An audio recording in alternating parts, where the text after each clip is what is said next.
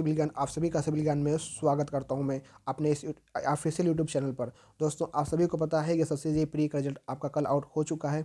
कल से लेकर मैं आज तक प्रॉपर तरीके से लगा हुआ हूं आप सभी के लिए कि लास्ट 30 डेज के अंदर आपको क्या चीज़ें कवर करनी चाहिए, क्योंकि अब बचे अगर आप ऐसे स्टूडेंट हो कि जो आप पहले से तैयारी कर रहे थे तो आपके लिए वीडियो नहीं है। पहले ही बता देता हूँ, ये वीडियो उन मेरे भाइयों के लिए, उन मेरे स्टूडेंट के लिए है जो अभी रिजल्ट आने के बाद तैयारी शुरू कर रहे हैं। तो वो लोग ज़रूर पूरा वीडियो को देखिएगा ताकि आपको बहुत फ़ायदा होने वाला है यहाँ पे।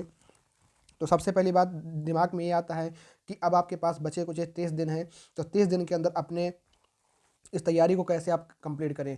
तो कहीं ना कहीं दिमाग में आता है यार कि क्या हम पढ़ें, क्या चीज़ें हमारे एग्ज़ाम के लिए महत्वपूर्ण हों, थ्योरी में हम क्या पढ़ें, और न्यूमेरिकल का जो पोर्शन है वो कितना आता है, और हम न्यूमेरिकल जो है कितना करें, और थ्योरी किस तरीके से कवर करें। एसएससी जी के पीआईक्यू को पर काम करें या हम लोग ईएससी के पीआईक्यू पे काम करें, कहीं कहीं दिमाग में यूथ ए की बुक ले लें या जेई की बुक पे प्रिपेयर करें, मॉक टेस्ट कहाँ से दें, डेली कितना घंटा पढ़ें। तो ये सारा आप सभी का जो सॉल्यूशन है उस क्वेश्चन का हम आज यहाँ पे आंसर देने वाले हैं। तो पूरी वीडियो को शुरू से लेकर के लास्ट तक देखिएगा बिना किसी चीज़ की स्किप किए हुए। तो मेरा जो 4 साल का एक्सपीरियंस है एसएससी जेई का, मैं आप सभी के साथ शेयर करना चाहता हूँ ताकि आप लोग बचे हुए दिनों में अच्छी तैयारी से प्रिपरेशन कर करके अपनी एक सीट एसएससी जेई मेंस 2022 में क्लियर कर सकें, कि आप जो है अचीव कर सकें।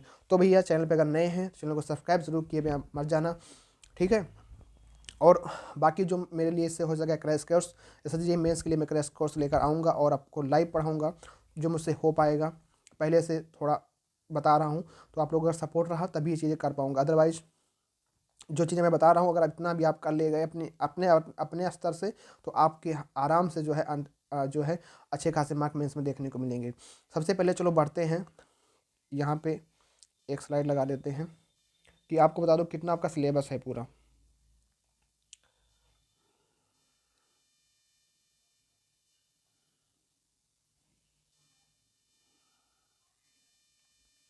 आपका जो भैया सिलेबस है, अगर हम सिलेबस की बात करते हैं तो पूरा जो आपको पढ़ना होता है एसएससी मेंस के लिए, अगर हम बात करें तो आपको क्या क्या चीज़ें पढ़नी होती है, क्या चीज़ें कवर करनी होती है, उसमें अगर हम देखें तो सबसे पहले आपको थ्योरी ऑफ स्ट्रक्चर की जो बात होती है वो आपको देखना पड़ता है, जिसमें आपका स्ट्रेंथ ऑफ मटेरियल और आपका स्ट्रक्चर एनालिसिस दोनों आता है, ये आपका है। फिर अगर बात करें आरसीसी डिज़ाइन, आरसीसी आपको पढ़ना होता है, स्टील डिज़ाइन आपको पढ़ना होता है, building material and concrete technology आपको पढ़ना है, estimating, costing, environmental engineering, soil mechanics और हाइड्रोलिक्स, इरिगेशन और ट्रांसपोर्टेशन और सर्वेइंग, ये भैया आपको सारा पढ़ना है। पर ये आपको कब पढ़ना होता है, जब आपके पास 2-3 महीने का टाइम होता, आप अच्छे से अपने सिलेबस को कंप्लीट करते। पर अब आपको मैं बताने वाला हूँ इसका निचोड़, कि इसके अंदर से आपको किस टॉपिक पे काम करना है बचे हुए 30 दिनों के अंदर। तो आप लोग अब यहाँ पे मैं आपको बताऊंगा कि इस टॉपिक से, कि इस टॉपिक से आपको क्या चीज़ पहले तैयार करें ताकि आप जो है आराम से एक सीट अपनी एसएससी मेंस में पक्का कर पाएँ। तो यहाँ पे सबसे पहले आप देखेंगे कि ये आपका जो सबसे पहले ये आपका यहाँ पे रहने वाला है। तो यहाँ पे आप देखेंगे भैया कि सबसे पहले हम बात करेंगे यहाँ पे इंपॉर्टेंट सब्जेक्ट की। देखो यहाँ पे हम जो है सारे सब्जेक्ट को कवर करेंगे, सर्वेइंग हो गया, ट्रांसपोर्टेशन हो गया, जितने सारे सब्जेक्ट आपके हैं सबको कवर करेंगे। पर उनमें जो इंपॉर्टेंट टॉपिक आपके एग्जाम में आ चुके हैं उन्हीं को मैं लेकर आया हूँ ताकि आप लोग लास्ट टाइम उतना तो एटलीस्ट करके ही जाएँ, ठीक है। अगर आप अगर आप सब नहीं कर पाते तो एटलीस्ट आपको करना ही पड़ेगा। तो उसके लिए मैंने वीडियो बनाई है, आप लोग यहाँ देख सकते हैं, ठीक है। तो ये आपका जो ये भैया जो आपका प्लान है फॉर एसएससी मेंस के लिए, लास्ट 30 डेज का जो प्लान है एसएससी मेंस के लिए, ठीक है भैया। टोटल से आपके कितने रहने वाले हैं तो यहाँ पे आप देखिए, सबसे पहले हम बात करेंगे आरसीसी की। तो आरसीसी के अंदर अगर हम बात करें भैया तो आरसीसी में सबसे पहले आपको सिंगली रीइंफोर्स जो आपकी एनालिसिस बीम डिजाइन है उसके आपका एक क्वेश्चन एनालिसिस का, एक आपका डिजाइन का, मतलब कि जो एनालिसिस होती है इसमें हम लोग मोमेंट ऑफ रेजिस्टेंस निकालते हैं, एरिया ऑफ स्टील निकालते हैं, सिग्मा सी बी से सिग्मा एस टी, चाहे आपका डब्ल्यू से हो चाहे आपका लिमिट, ये दोनों से आ सकता है। तो आपको पहले सिंगली रिइंफोर्स जो आपकी बीम होगी, सिंगली रिइंफोर्स आपकी जो बीम होगी उस बीम का एनालिसिस पढ़ लीजिए और डिज़ाइन आप पढ़ लीजिए कि कैसे डिज़ाइन आप बीम हम लोग करते हैं। तो ये क्वेश्चन आपको कंप्लीट करना पड़ेगा। फिर इसी में आपको डबली रिइंफोर्स जो बीम होगी उसका केवल एनालिसिस तैयार कर लीजिए। एनालिसिस में केवल क्या होता है कि एरिया ऑफ स्टील निकालना होता है, मोमेंट ऑफ रेजिस्टेंस निकालना होता है, और डिजाइनिंग नहीं करनी होती डबली रिइंफोर्स बीम की। तो आप अगर पढ़ें आरसीसी में तो आप सबसे पहले क्या पढ़ें, सिंगली रिइंफोर्स एनालिसिस बीम का डिजाइन पढ़ लीजिए, और आपको जो है डिजाइन आप बीम पढ़ लीजिए और एनालिसिस का क्वेश्चन लगा लीजिए। और हो सके तो डिजाइन भी शेयर हो जिसमें वर्टिकल स्टेप्स वगैरह होता है, आप उसको थोड़ा काम कर लीजिए। ये आपको बीम से काम करना पड़ेगा। फिर इसी में जो है आपको अगर आगे बढ़ोगे टी बीम थोड़ा देख लीजिए एक बार, क्योंकि अभी तक टी बीम के क्वेश्चन प्रीवियस साल में आए हुए हैं 14, 15, 13 में, पर अभी तक नहीं आए। एक बार एक नज़र इस पे भी दौड़ाइए कि टी बीम में कैसे हमारा मोमेंट ऑफ इजर्शन निकलता है। टी बीम की क्यों एनालिसिस आती है, डिजाइन यहाँ पर भी नहीं आपको देखने को मिलती है। इसमें केस 1 केस 2 जो बनते हैं। एक आपका जो फ्लेंज होता है, जो आपका न्यूट्रल एक्सिस होता है, आपका फ्लेंज सेक्शन में लाई करता है, तो उसके लिए अलग इक्वेशन निकल के आती है moment of ultimate moment resistance निकालने के लिए। एक आपका क्या होता है कि जो आपकी न्यूट्रल एक्सिस होती है वो आपकी वे पोर्शन में आपकी लाई करती है, तो उस केस में आपको जो है टी बीम का मोमेंट ऑफ रेजिस्टेंस निकालना होता है। तो ये दोनों केस आपको पढ़ लेना है। फिर आप वन वे स्लेब, आप वन बे स्लेब में चले आइए, जहाँ पे आपको वन बे स्लेब का डिज़ाइन करना है, तो स्लेब का डिज़ाइन आपको करना पड़ेगा। ठीक है, डबली डबली डबली जो टू बे स्लेब आप उसको छोड़ दीजिए, क्योंकि वक्त इतना नहीं है। सिंपल और सर्कुलर कॉलम, जो आपका सिंपल और सर्कुलर कॉलम होता है, कॉलम का आपको एनालिसिस करना पड़ेगा। कभी कभी कॉलम में केवल लोड पूछ लेता है, जैसे 2020 में आपको क्वेश्चन जो पूछा गया था वो केवल पी का मान निकालना था, वहाँ पे लोड का मान, वो भी डब्ल्यू से। कभी कभी आपको जो है हेलिकल कॉलम के बारे में पूछ लेता है, तो हेलिकल कॉलम का डिज़ाइन आपको आना चाहिए और सिंपल कॉलम का डिज़ाइन आपको आना चाहिए। फुटिंग डिज़ाइन एक स्टार मार्क कर लीजिए। स्टार मार्क मतलब क्या हो गया कि आप इसको अगर समय बचता है तब इसको एक बार देख लीजिएगा, बाकी आप इस पर फालतू अपना डिज़ाइन मत टाइम मत बर्बाद कीजिए शुरुआत में। पहले आपको आरसीसी में इतना चीज़ें मैंने जो यहाँ पे बताई, ये सारी चीज़ें आपको कवर करनी होगी आरसीसी के अंदर, इतनी सारी चीज़ें को। ठीक है, उसके बाद आपको इतना कवर करने के बाद आपको जो है, मैंने यहाँ फिर से लिख दिया एक बार कि आपको क्या क्या चीज़ें कवर करनी है, तो आप एक बार देख लीजिए कि यहाँ पे आपको सबसे पहले एक बार तो अपन design of beam, design of slab, design of footing, design of column, column में सिंपल कॉलम और हेलिकल कॉलम। फुटिंग को एक बार आप स्किप कर सकते हो, बाकी इतनी सारी चीज़ें आपको आरसीसी से करके जानी ही जानी होगी, क्योंकि और इन्हीं कुछ चीज़ों को बार बार रिवाइज करना है, इन्हीं चीज़ों को बार बार स्टेप इनके लिखना है, बार बार इन तरीकों को अपनाना है कि हाँ किस तरीके से हमारा हो पाएगा। तो इन्हीं चीज़ों को आरसीसी में बस आपको इतना ही करना है। ठीक है, क्योंकि अब वक्त ये नहीं है कि हम पूरा विस्तृत तरीके से पढ़ें, सारी चीज़ों को एनालाइज करें, और कम समय, जितना पढ़ो पढ़ो वही जो एग्जाम में आपकी आ जाए, तो आप उतना ही पढ़ो जो आपके एग्जाम में देखने को मिले। तो इन्हीं चीज़ों को बार बार पढ़ो, बार बार रिवाइज करो, बार बार तरीके से करो, तो आप आसानी से जो है अपना आरसीसी कंप्लीट कर सकते हो। ठीक है, तो अब आगे बढ़ते हैं। आगे बढ़ते हुए हम ये देखेंगे कि इरिगेशन में चलते हैं। पहले इरिगेशन छोटा सा टॉपिक है जहाँ से क्वेश्चन आपके बनते हैं, तो एक बार उसको हम लोग देख लेते हैं कि इरिगेशन इंजीनियरिंग जो आपकी है, यहाँ पे न्यूमेरिकल हम लोग जो पढ़ते हैं वो आपके लेसिस थ्योरी देखने को मिलती है, और आपका डेप्थ ऑफ रूट जोन एक कंसेप्ट होता है, जहाँ पे हम लोग प्लांट का कंजप्टिव यूज हो गया, इरिगेशन फ्रीक्वेंसी हो गया, तो इस पे एक क्वेश्चन आता है, तो आप इन दोनों क्वेश्चनों पे काम कर लीजिए। उसके बाद यहाँ से थ्योरी देखने को मिलती है। थ्योरी आपकी जो होगी, इसमें पूछता है कि कौन कौन से फैक्टर जो है अफेक्ट करेंगे ड्यूटी ऑफ वाटर को, यूजिंग लेसिस थ्योरी, और उनके जम्पसन को देख लीजिए। फिर आप describe the factor affecting the gravity dam, gravity dam को कौन कौन से ऐसे फैक्टर जो अफेक्ट करते हैं, ये आपकी थ्योरी देख लीजिए। डिफरेंस बिटवीन कैनेडी थ्योरी और लेसी थ्योरी में क्या डिफरेंस है, आप उसको देख लीजिए। Write short notes on consumptive use of water, तो कंजप्टिव यूज ऑफ वाटर पे आप ये देख लीजिए कि किस तरीके से आपकी थ्योरी यहाँ पे काम करेगी।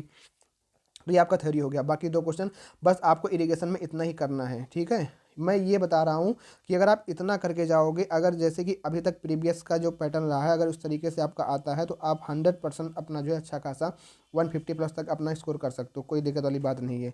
पर अगर हम लोग क्या करें, लास्ट टाइम पे अगर पूरा ब्रॉड लेके चलेंगे, अधिक से अधिक चीज़ों को कवर करने की कोशिश करेंगे, तो हम लोग नहीं कर पाएंगे।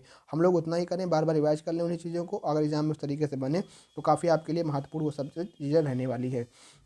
तो हमने यहाँ पे जो है आरसीसी और इरिगेशन को डिस्कस कर दिया है कि किस तरीके से आपको करना है। आगे बढ़ते हैं। अगला जो हमारा वो रहने वाला है, अगले सेगमेंट में हम बात करेंगे सॉइल मैकेनिक्स में, कि सॉइल मैकेनिक्स में आपको क्या चीज़ें पढ़नी चाहिए, क्या चीज़ें आपकी छोड़नी चाहिए। तो सॉइल मैकेनिक्स सबसे पहले आपका आता है soil water relationship. Soil water relationship का जो टॉपिक है, इसमें से आपका एक कंसेप्ट आता है बोरोपिट का और जो है एम्बैंकमेंट का। ये कंसेप्ट आपको एक बार पढ़ के जाना चाहिए, जो कि बोरोपिट से और कंसेप्ट से क्वेश्चन है। फिर यहीं पे जो है आपको, जैसे कि हल्का क्वेश्चन होता है वाइड रेशो निकालने का, गामा डी निकालने का, गामा सैचुरेट निकालने का, तो इस तरीके से छोटे छोटे क्वेश्चन होते हैं। आप इन क्वेश्चनों पे एक बार थोड़ा एक दो बार काम कर लीजिए। ठीक है, फिर आपका एक नेक्स्ट टॉपिक इसी में आता है एक्यूफर प्रॉब्लम, जिसमें आप पढ़ते हो कन्फाइंड एक्यूफर, अनकन्फाइंड एक्यूफर, ड्यूपिट और थिम इक्वेशन को देखते हुए वहाँ पे जो आपका कन्फाइंड और अनकन्फाइंड का वहाँ पर मिलते निकालने के लिए, परसेंटेज ईल निकालने के लिए क्वेश्चन आपका जो बनता है। तो एक्यूफर प्रॉब्लम को आपको देखना होगा। दूसरा टॉपिक, तीसरा टॉपिक यहाँ पे जो होगा टोटल स्ट्रेस और इफेक्टिव स्ट्रेस और पोरोटा प्रेशर कैलकुलेशन, जहाँ पे लोग स्ट्रेस डायग्राम बनाते हैं। इसमें आपका टोटल स्ट्रेस होता है, इफेक्टिव स्ट्रेस होता है, और आपका पोरोटा प्रेशर का डायग्राम बनता है।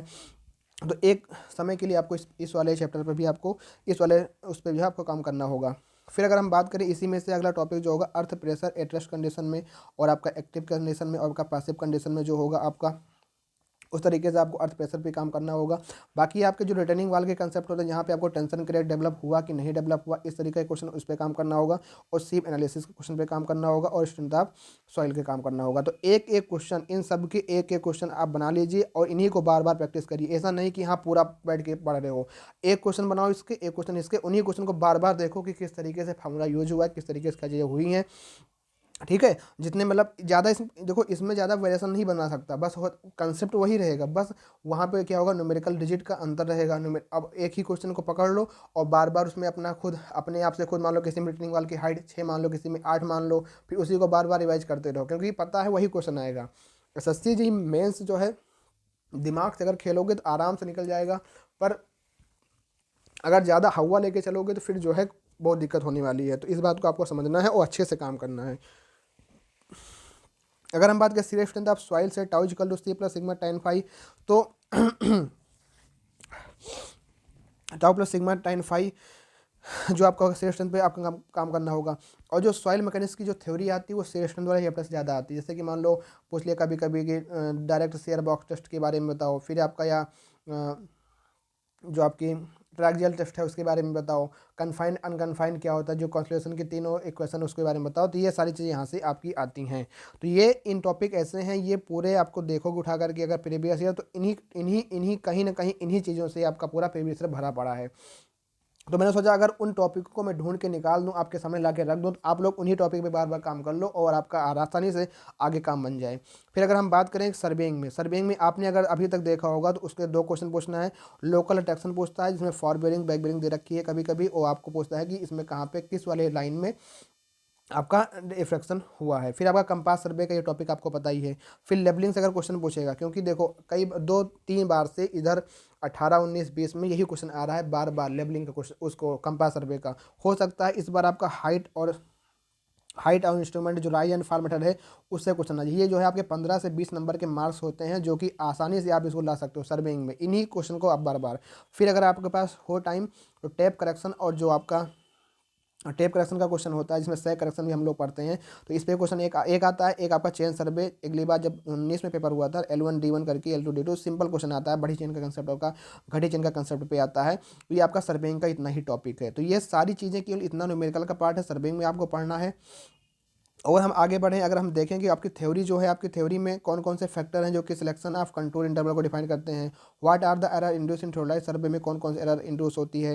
What is the characteristic of control line, deserve the describe the term, आपको कुछ टर्म दिए गए, आपको डिस्क्राइब करना होगा टिप्पणी लिखने के लिए। जैसे आता है ट्रू बियरिंग क्या होती है, magnetic bearing, local attraction, back bearing, magnetic bearing, और फिर आपका डिक्लिनेशन हो गया।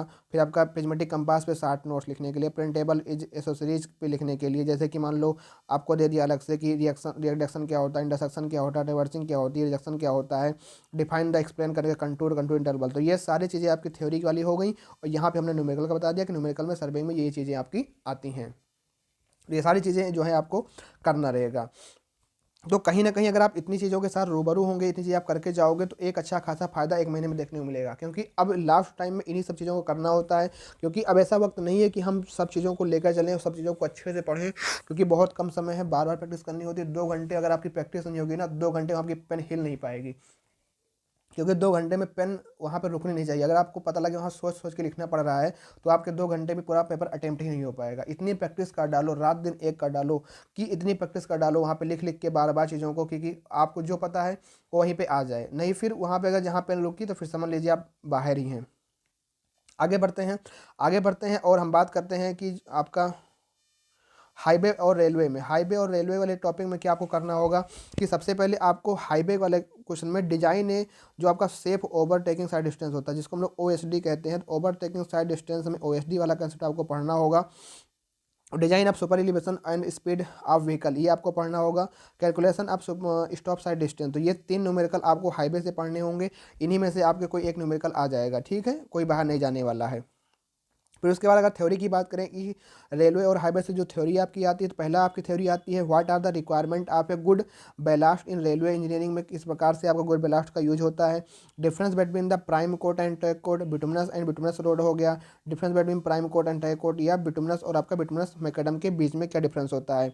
फिर discuss the various cause and disintegration of the major fault occur in WSM, ये आपके जो वाटर बाउंड मैकेडम रोड में क्या जो फॉल्ट आ जाता है उसके बारे में बताना है। Describe the method of laying water bound macadam की रोड को किस तरीके से हम लोग लेइंग करते हैं। आप लोगों को परेशान नहीं होना है, हम आपको थ्योरी भी कराएंगे इसी चैनल के माध्यम से। आपको हम डेली 102 क्वेश्चन की थ्योरी लिखाएंगे और आप साथ में पेन कॉपी लेकर के बैठिएगा, साथ में हम लोग लिखेंगे।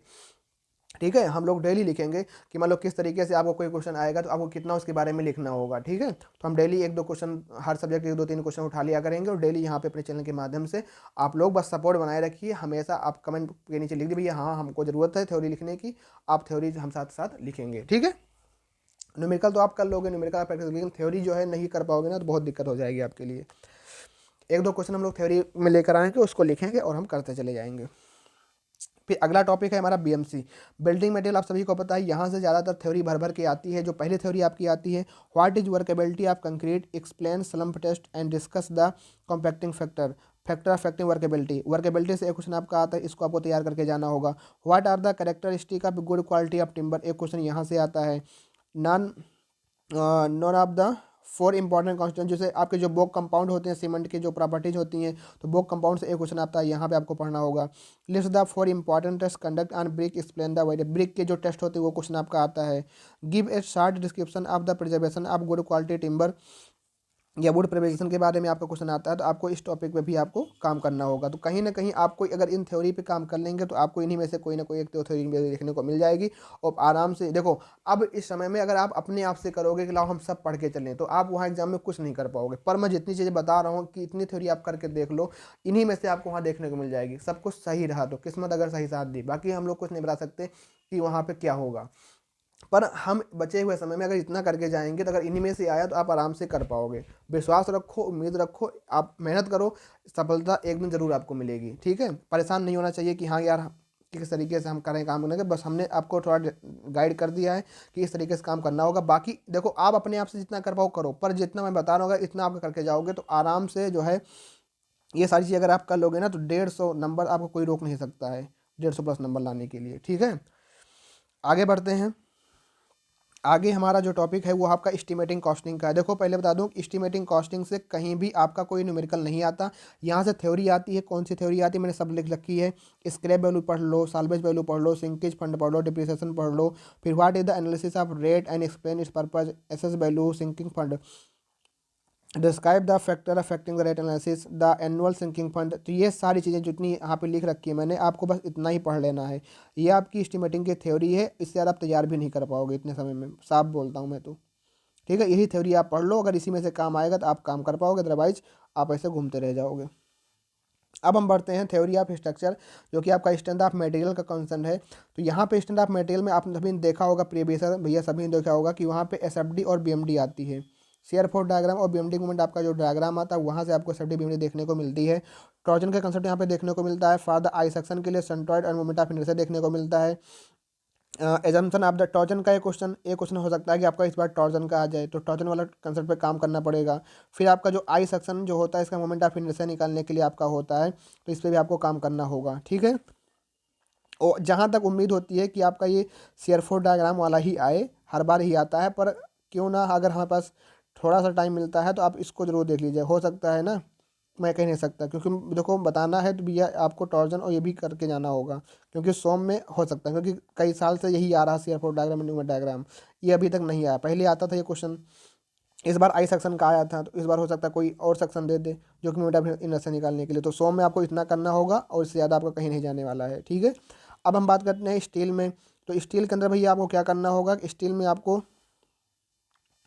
स्टील के अंदर आपको जो डिजाइन ऑफ फ्लैट बेल्ट करना होगा, design of flat belt one जो है फ्लैट बेल्ट का डिजाइन होगा, चाहे आपका रिवेट कनेक्शन चाहे आपका बेल्ट कनेक्शन सिस्टम हो। ठीक है, क्लासीफाई बेल्टेड जॉइंट। ठीक है, ये आपका हो गया न्यूमेरिकल में। ठीक है, न्यूमेरिकल में आपको एक फ्लैट बेल्ट पे काम कर लीजिए, एक आपका रिवेट कनेक्शन पे, दो दो काम कर लीजिए, दो में से कोई ना कोई एक आ जाता है। एक्स classify the belted joint according to type of joint, ये आपकी थ्योरी है। ठीक है, explain elastic curve with suitable diagram, तो ये आपकी थ्योरी है, आपको थ्योरी पे काम करना होगा। ठीक, ये होगा आपका स्टील का। फिर आपका क्या बचता है भैया, इन्वायरमेंट इंजीनियरिंग। अब आते हैं इन्वायरमेंट इंजीनियरिंग पे। तो देखो जो आपका इन्वायरमेंट इंजीनियरिंग है, इन्वायरमेंट इंजीनियरिंग में आपका जो है जो क्वेश्चन आपका बनता है, पहला क्वेश्चन आता है determine the dissolve oxygen and the BOD, मतलब या तो कहेगा डिजोल्व ऑक्सीजन निकालो मिक्स के लिए या फिर बीओडी मिक्स के लिए निकालो। तो ये 2016-17 में क्वेश्चन आपका आ चुका है। Design A septic tank for a smallest colony के लिए, डिजाइन ए रैपिड सेंट्रिफ्यूगेटिव फिल्टर। तो अगर न्यूमेरिकल पे अगर काम करना चाहे इन्वायरमेंट, तो ये इन 3 न्यूमेरिकल पे आप काम कर सकते हैं। इससे ज़्यादा आपका न्यूमेरिकल बाहर नहीं जाएगा। अगर क्वेश्चन बनेगा तो घूम घुमा के यहीं से बनेगा, ठीक है, क्योंकि यही बना ही है बार बार, यही बार बार क्वेश्चन यही बनता है। बस कभी डेटा चेंज कर देता है, कभी क्या कर देता है, बस क्वेश्चन जो न्यूमेरिकल अभी तक आए हैं इन्हीं में से आए हैं। या तो फिर डिजिटल ऑक्सीजन का पूछेगा या तो फिर बीओडी निकालने के लिए पूछेगा। तो आप जहाँ कहीं से प्रैक्टिस कर रहे हो तो आप उसमें ढूंढ ढूंढ के केवल डिजिटल ऑक्सीजन मिक्स का कर लीजिए, बीओडी वाला क्वेश्चन कर लीजिए, सेप्टिक टैंक का डिजाइन कर लीजिए, उन स्टेप को बार बार लिखते रहिए, रैपिड सैंड ग्रेविटी फिल्टर पे बारे में काम कर लीजिए। ठीक भैया। अब थ्योरी की बात करें कि इन्वायरमेंट से कौन कौन से आपकी थ्योरी आ सकती है, तो एक थ्योरी बहुत इंपॉर्टेंट है जो कि सॉलिड वेस्ट मैनेजमेंट से सिस्टम से है। तो आपको सॉलिड वेस्ट मैनेजमेंट पूरा सिस्टम आपको तैयार कर लेना है, ये थ्योरी तैयार कर लेनी। एक थ्योरी आपको तैयार करनी है कि वाटर ट्रीटमेंट जो आपका होता है, स्क्रीनिंग हो गया, फिर फ्लोक्लेशन हो गया, जितने भी आपके पूरे तरीके से चीज़ें होती हैं जो वो पूरा आपको यहाँ पे पढ़ना होगा, ठीक है, तो पूरा आपको जो है कवर करना होगा। तो इस तरीके से जो आपका ये कंप्लीट हो जाएगा थ्योरी का पार्ट भी। अगर हम बात करें और एयर पॉल्यूशन, तो ये आपका हो जाएगा, ठीक। इसकी पीडीएफ हमारे टेलीग्राम चैनल सिविल ज्ञान बाई अदनान और हमारे व्हाट्सएप ग्रुप जो कि पीडीएफ जो कि इस वीडियो के कमेंट बॉक्स में या डिस्क्रिप्शन में आपको मिल जाएगा, तो वहाँ से आप कर सकते हैं, या ऑफलाइन कमेंट में आप कहेंगे तो वहाँ पे इस पूरी की पीडीएफ मिल जाएगी, आप उसकी पीडीएफ निकाल करके देख ले सकते हो। बचे हुए टाइम पे इतना ही पढ़ लो, बस काम हो जाएगा। अब बात करते हैं फ्लूइड मैकेनिक्स की। फ्लूइड मैकेनिक्स में क्या होगा, हाइड्रोलिक्स हो गया, टरबाइन हो गया और आपका ओसीएफ होगा, ठीक है। तो अगर हम ओसीएफ की बात करें तो ओसीएफ में आपको जो टेपियोलॉजी चैनल सेक्शन होता है उसकी आपको एक आता है व्याख्या करने के लिए, फार बेस्ट सेक्शन के लिए जो उसका मतलब क्या कहते हैं प्रूव करने के लिए आता है, डिस्क्राइब वाला एक क्वेश्चन यहाँ से आता है, प्रूव वाला एक क्वेश्चन आता है, टेपियोलॉजी सेक्शन का डेरिवेशन आता है, ठीक है। और फिर determine the water depth of the jump आप head loss in the jump, मतलब कि एक आपका क्वेश्चन आता है जंप से निकालने संबंधित क्वेश्चन रहता है, तो आप जंप के क्वेश्चन को प्रैक्टिस कर लीजिए। Calculation of centre of pressure and hydrostatic pressure हो सकता है क्वेश्चन आ जाए, और पेल्टन होल टरबाइन, ये 4 आपकी न्यूमेरिकल आते हैं। इन तीनों को मिला करके ओसीएफ, टरबाइन और हाइड्रोलिक्स, इन तीनों को मिला करके 4 टाइप के न्यूमेरिकल आते हैं। इन्हीं टाइप के न्यूमेरिकल को आपको प्रैक्टिस करनी चाहिए बचे हुए समय में, ठीक है। बस तो इतनी सी जानकारी थी कि आपको जितनी मैंने सारी बता दी। यहाँ पे मैंने टोटल 11 सब्जेक्ट के बारे में बता दिया, मैंने थ्योरी ऑफ स्ट्रक्चर को भी डिस्कस कर दिया यहाँ पे आपके साथ में। फिर यहाँ पे हमने आरसीसी को बार बता दिया, स्टील भी पढ़ा दी, ये बिल्डिंग मटेरियल बता दिया, estimating, costing, environment, soil mechanics, hydraulics, irrigation, transportation और सर्वेइंग। इसी अगर हाइड्रोलिक्स को बांटोगे तो 2 सब्जेक्ट और बढ़ जाएगा तुम्हारा, एक आपका ओसीएफ, एक आपका पेल्टन टरबाइन वाला, तो यहाँ पे 13 सब्जेक्ट हो जाता है। तो यही आपका कुल मिलाकर सिविल इंजीनियरिंग का पूरा ये सब्जेक्ट है, और ये सारे टॉपिक हैं जो कि आपको इन बचे हुए समय पे आपको कवर करना है, ठीक है। और इसकी जो पीडीएफ है जो मैं ये आपको दिखा रहा हूँ, इसकी पीडीएफ आपको हमारे टेलीग्राम चैनल सिविल ज्ञान बाई अदनान करके जो है मिल जाएगी, ठीक है। और हमारा व्हाट्सएप ग्रुप है, आप उसको ज्वाइन करके भी इस पीडीएफ को प्राप्त कर सकते हो। और भैया आप सभी को बताना है, क्या हम मेंस के लिए एक जो है वो यूट्यूब के ऊपर थ्योरी लिखने की जो प्रैक्टिस है उसको लेकर आऊँ और न्यूमेरिकल के साथ लेकर आऊँ, तो आप लोग कमेंट में जरूर बताइए कि हाँ भैया हमें आवश्यकता है, यस यस करके जवाब दीजिएगा। तो हम इसको लेकर आएंगे कल से पूरी तरीके से जेईई मेंस में वीडियो करेंगे। और जानकारी अगर ये अच्छी लगी है तो प्लीज़ वीडियो को लाइक करना, अगर चैनल पे नए हैं चैनल को सब्सक्राइब ज़रूर करके जाना, और आपको सपोर्ट दिखाना है। और इसको और भी आपके दोस्त होंगे जो प्रिपरेशन स्टार्ट किए होंगे, वो भी करना चाहते होंगे, तो उनको पास हमारी प्लीज़ पहुँचाइए ताकि वो लोग भी पढ़ सकें और अपने जो है माँ बाप के सपने को पूरा कर सकें बचे हुए समय में। तो मिलते हैं फिर नेक्स्ट वीडियो में, तब तक के लिए अपना ध्यान रखना और इस वीडियो को ज़्यादा से ज़्यादा शेयर करना। थैंक यू, जय हिंद, जय भारत।